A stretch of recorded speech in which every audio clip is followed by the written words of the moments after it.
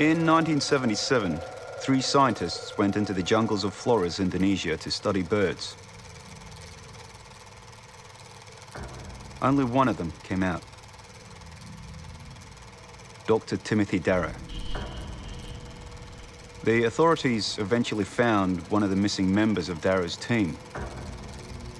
His corpse was butchered almost beyond recognition. Investigators never found any remains of the other victim. Tim Darrow was charged with double homicide and suspected of cannibalism. Darrow maintained his innocence throughout the trial. He claimed something else was the culprit. He tried to convince the court that creatures from the jungle were responsible, that a local myth had murdered his friends. No one believed Tim Darrow. What he claimed to have seen, what he claimed killed his friends. I mean, what he said he saw was impossible.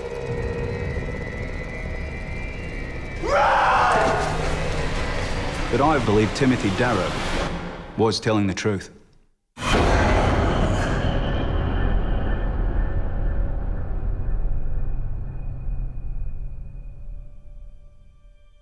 Tim was the first in the family to go to college. And he became a PhD, a scientist.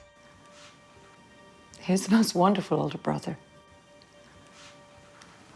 When we first heard about the crimes that he'd been charged with, we couldn't believe he was capable of it. I would describe the Tim Darrow case as the Indonesian equivalent of your O.J. Simpson trial. It was that big at the time. Darrow, an American ornithologist, was convicted of killing a fellow scientist, Gary Ward, and their Indonesian field guide, Derajat Saputra, or Reggie, as he was known. But he didn't just kill them. He cannibalized them. That's why we gave him the name in the papers, the American Cannibal.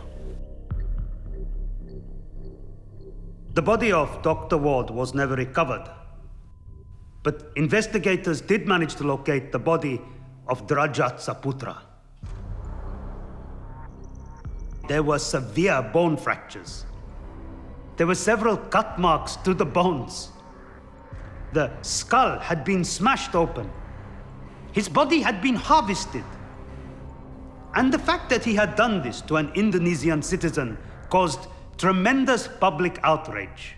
The first thing I thought when I was informed about Timothy Darrow, I thought crowds might storm the embassy.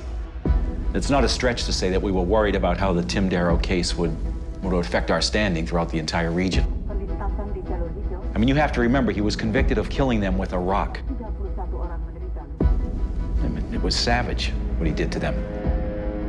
The Indonesians elected not to execute him, which was really more than we could ask, given that he never recanted his story of what had happened.